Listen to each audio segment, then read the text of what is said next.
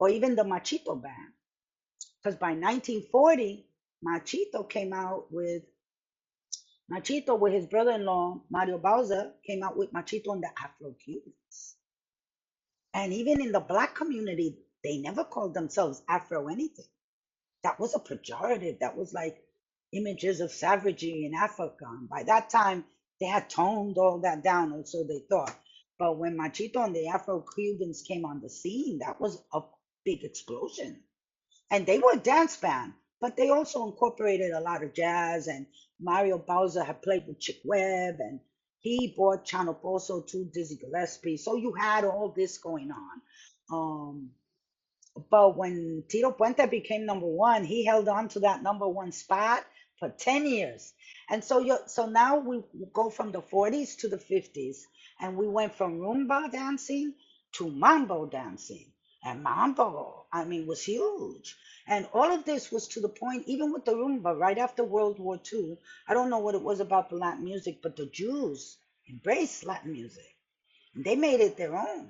And because they were not allowed in resorts with white people, they weren't. They didn't want them there. They created their own in the Catskills. And at one time, they had 2,000 hotels there. And in the lobby, they'd always have a jazz band. And in the big ballrooms, have a Latin band. I think at the Concord, Chocolate, the trumpet player, told me that every summer at the Concord, because he played with the Machito Orchestra, that was their residency.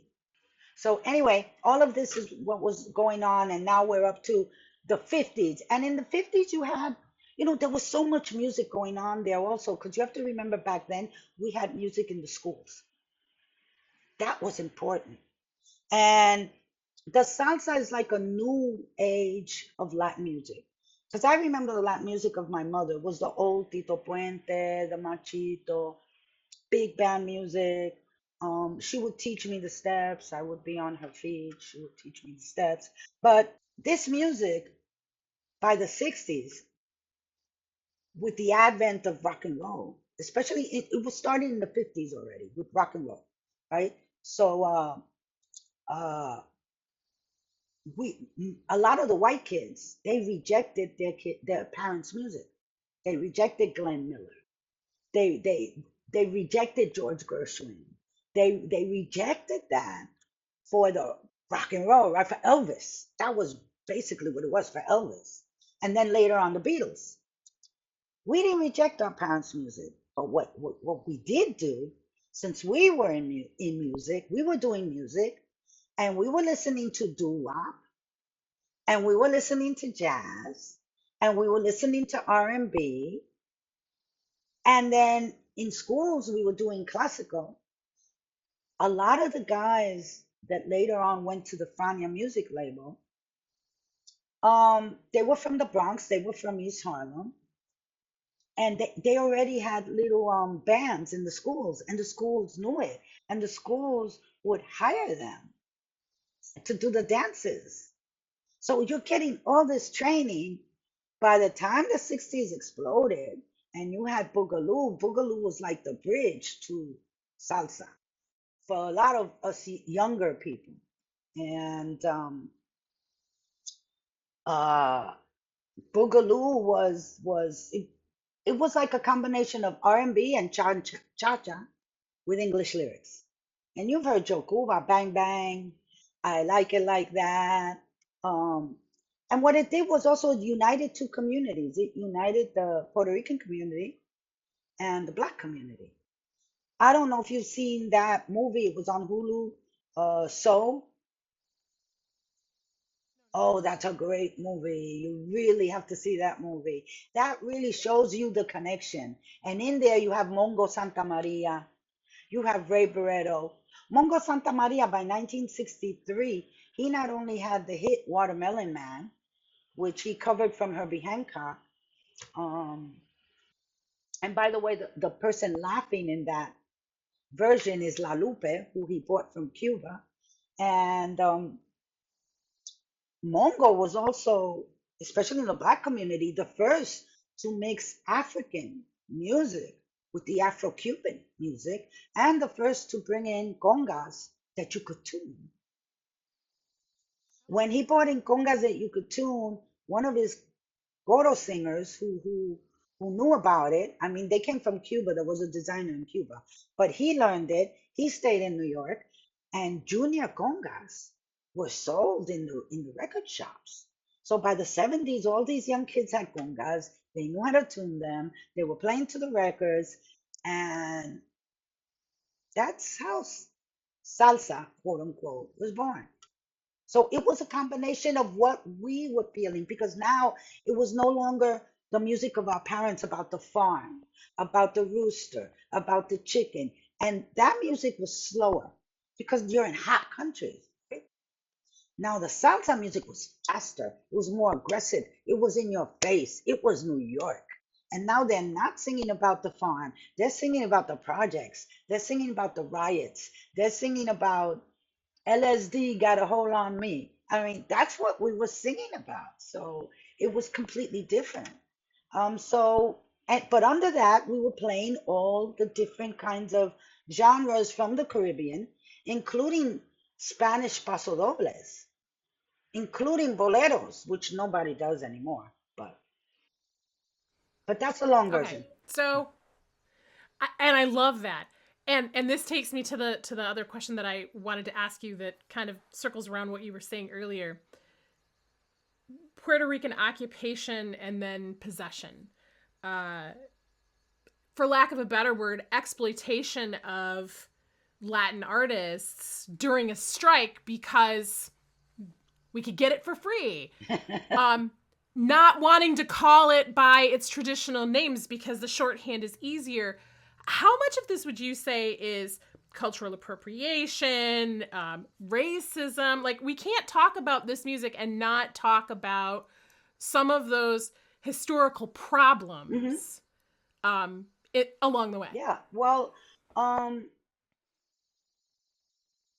in terms of the artists, they were being played over mainstream music.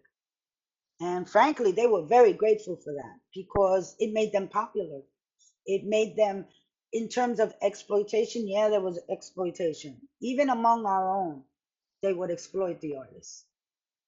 Okay, so it's not like if you had like a Latino promoter, he was going to be more fair. No, they were doing the same things as everybody else. Yeah. And that happens in the artistic industries. It's just the way it is. Um, uh, that they weren't being paid to be on the radio. No, they weren't being paid. They were getting, the radio was getting free music and people wanted music. But at the same time, the kind of promotion they were getting, the kind of nationwide recognition helped them sell records. Now, the other bad part of that was that the record labels were not owned by us. The record labels were owned by people like Morris Levy, who was a Jewish uh, record label owner, and um, and he was also mob connected.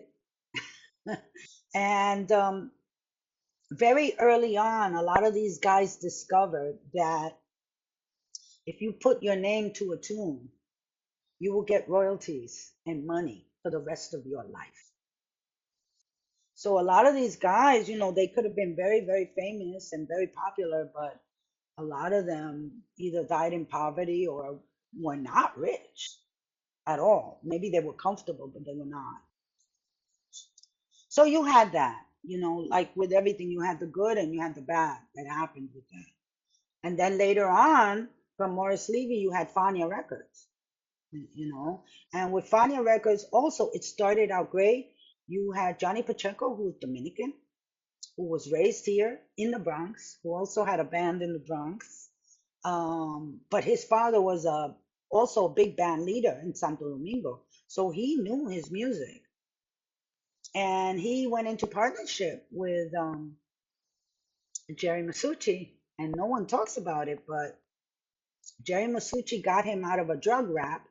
But after that, he did what Morris Levy did to his partner. He said, Fania is now all mine. It's not 4951. Now it's all mine. And when that happened at 73, he started giving the singers their own contracts. He didn't want to deal with the bands. Um, and the music started changing.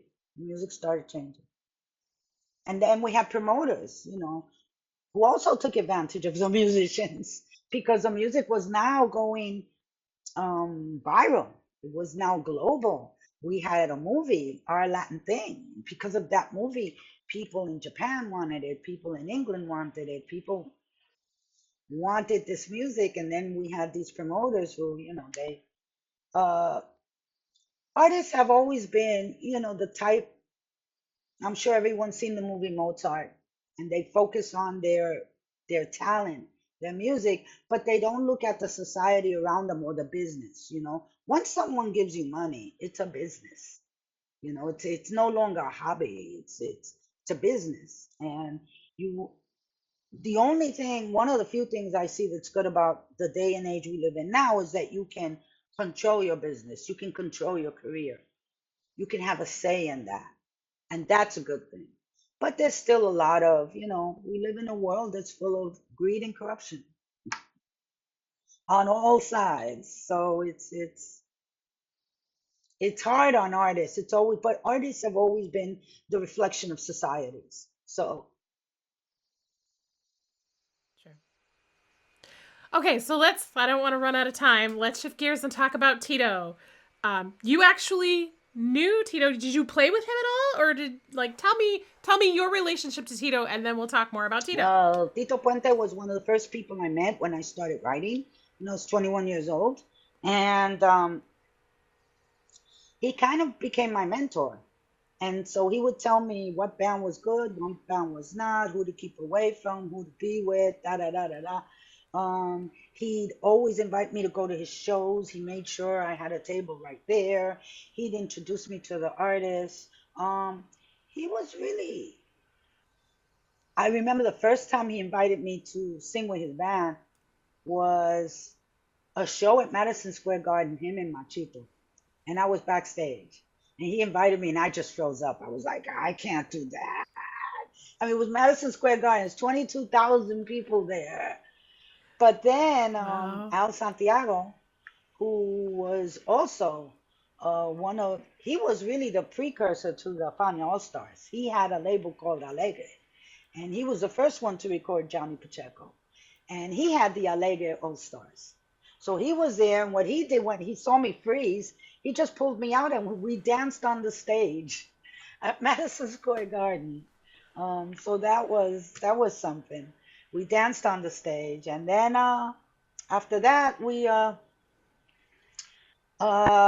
I did actually a little special for an Edward James Olmos movie called Americanos. And I have a clip, I'll send it to you, where I wrote a Yeah. song for Tito Puente, and he came to this little casita, this little house in one of the community gardens where a lot of the folkloric music was being played. And we had the band waiting for him, and I'm there with him. And we do this tune, he does a solo, and I'm singing coro right next to him. So, but see, there I'm much older. So there I'm no longer afraid of these guys. I'm no longer like, I'm already a woman in my 40s, and I knew how to handle the testosterone team. And so, uh, So was it hard? Was it hard for women to be amid that group of that testosterone driven ensemble? yes, yes, it was very hard. It was very hard. My mother used to tell me she couldn't sleep, and she told me something early on, and I really listened to her. She told me that if there are a pack of hungry dogs on the corner, you don't walk in front of them eating a hamburger. So in all my photos, I have those big blouses with the big bow tie. I have pants on all the time. No mini skirts for me. No see-through blouses with no bra. No midriff showing. No go-go boots. I'm like, I go in, I do my interviews, and then I leave. And that worked for me. Awesome. Awesome. All right, so then let's just talk about Tito and I mean 10 years at the top of the charts. Do you think that was more a function of he was just so good or he was just so prolific or some combination of there?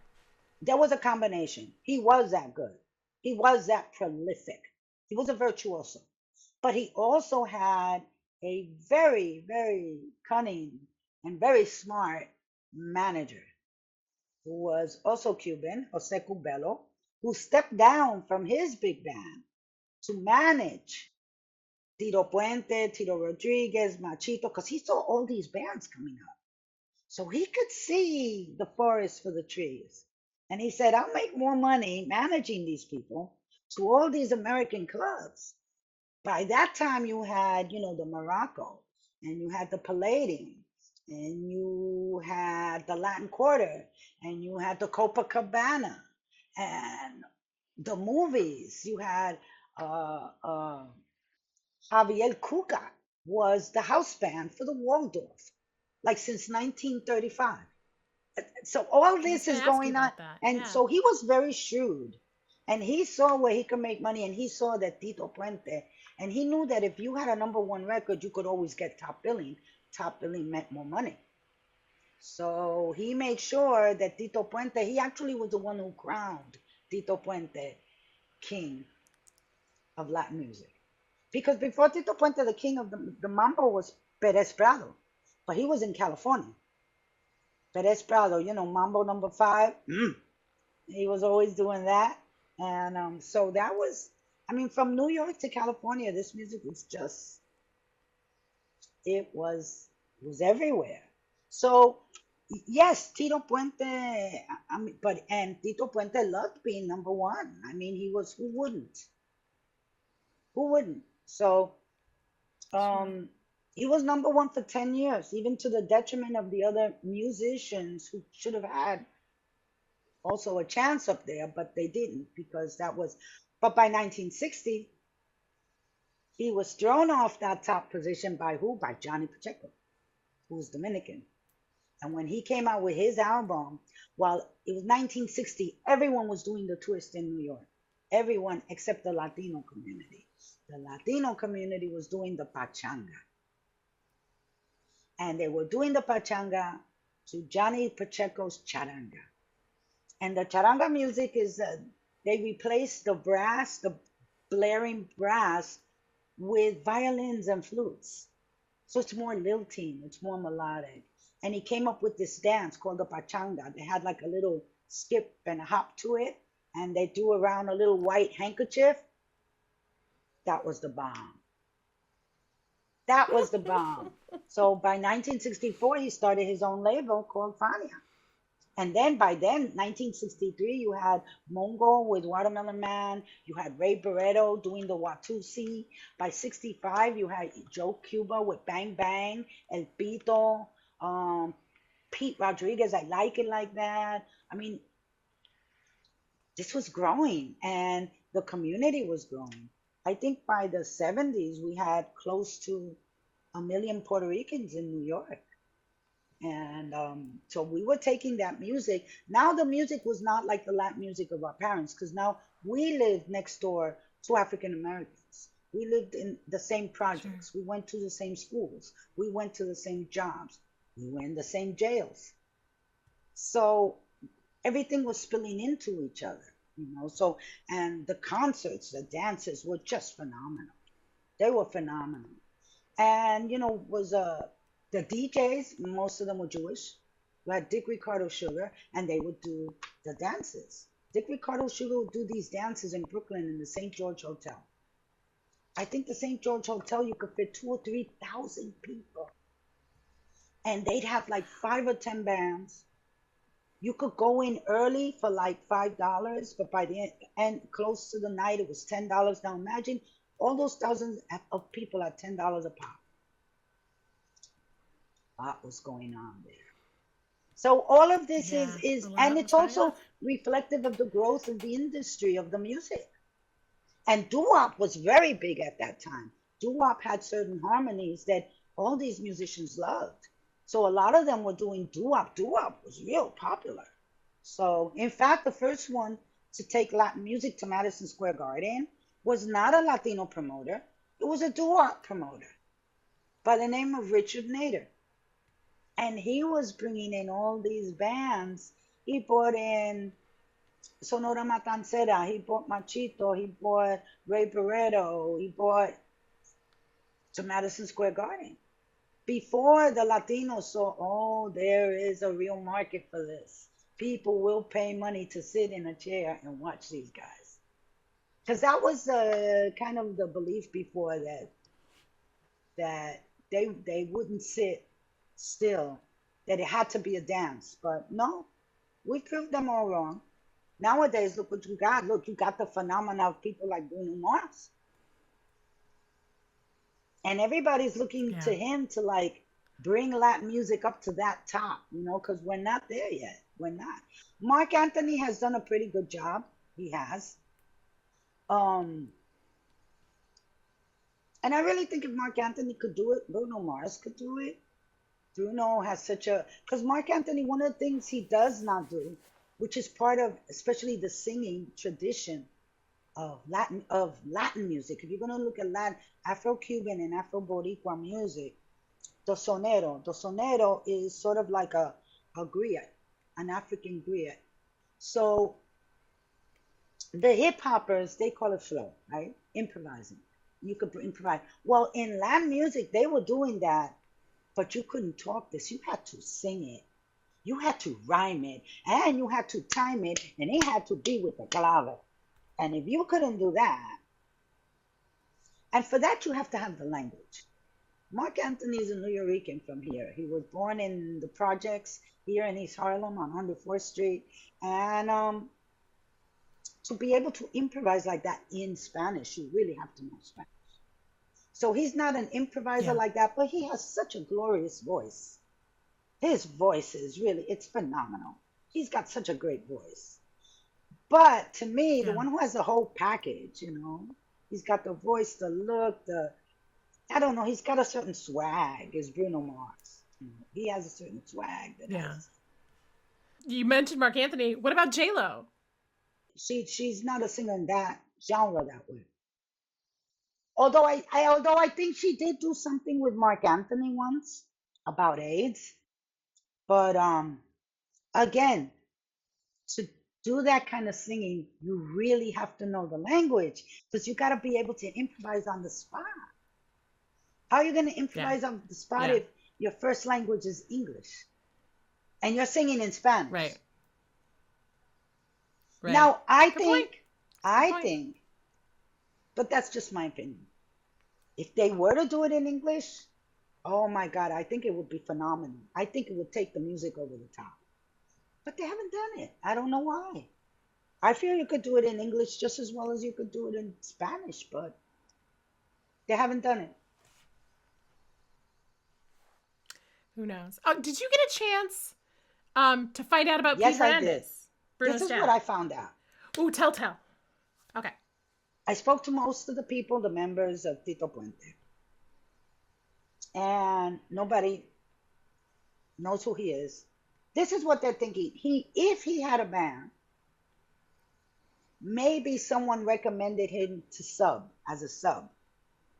That could have happened. What they feel might have happened more was that Pete Hernandez, the father, used to go with his father. Would have made more sense during the 50s to all these clubs. And he would see Tito Puente. And I heard that his father had a band. Okay. That to me seems more Okay. likely. Yeah. But again, we don't Okay. know. We don't know. But Okay. All right. definitely nothing to do with the Tito Puente Orchestra. Unless he was a sub Okay. that someone recommended, and that would be a one-time thing, and they really wouldn't have that. But other than that, no one there knew. Okay. Well, I appreciate you doing the heavy lifting for me on that. I really appreciate that. So we can check the box on Yeah, Pete yeah, yeah, Hernandez. yeah. Thank you for that. Is there anything else you want to talk about in relation to this genre of music? Anything you thought we would talk about that we didn't, that you want to make sure we cover? Because I know we're running out of time and I don't want to Well, keep you forever. I could. one of the I would things love that I to, will but say, even though as testosterone as it was, Tito Puente did give opportunities to a lot of women. Sophie was a woman who got her first start with Tito Puente. There are videos online of Tito Puente and Sheila E. You know who Sheila E is. Um, yeah, so Tito was the kind of guy, he was, he would give opportunities to women, but there really weren't a lot of women in the industry, and that's a shame. Um, J-Lo is good because she shows other women that you could do whatever. I mean, J-Lo does it all, you know. Um, and but we need more, but she doesn't really do Latin music that way. There are a lot more women now that are doing Latin music. Women from Puerto Rico, there's a few women from Cuba. um uh but it's a shame that when you hear of Latin music, you only hear about Celia Cruz or La Lupe, and there were other women around. Even Tito Rodriguez's daughter tried her hand on it and had a record out and all that. But um, they Yeah, we didn't even yeah. talk about Celia Cruz But Celia, yeah, but she was because the there's only just so much one, more. her and La Lupe. And you've heard of La Lupe, right? Yeah, she put the D in diva. She put the D in diva. But anyway, and then they had a conflict, her and Celia, but because there were only two women. And what do men do? They love seeing women in a cat fight, right? But there were so many women back then. But they got eaten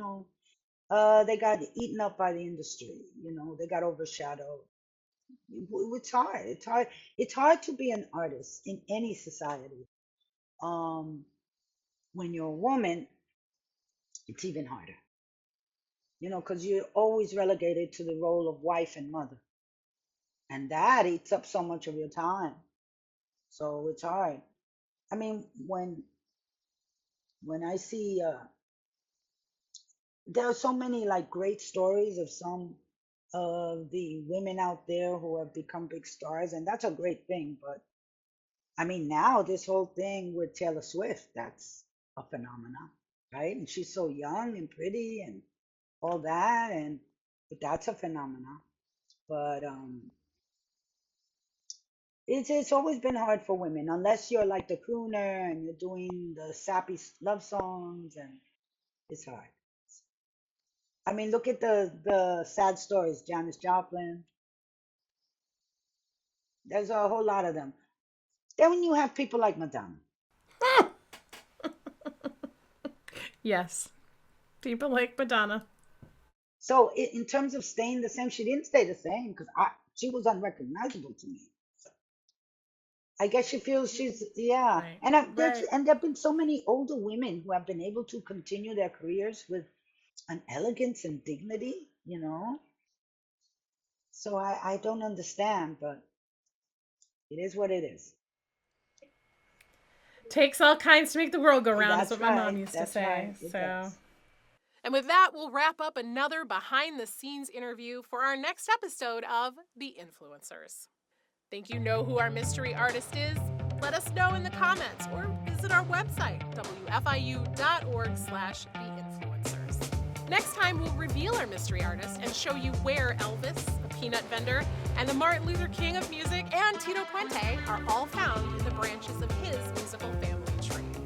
Until then, I'm Lisa Robbin Young reminding you that you never know what kind of an impact you make on the world around you. Who influences you?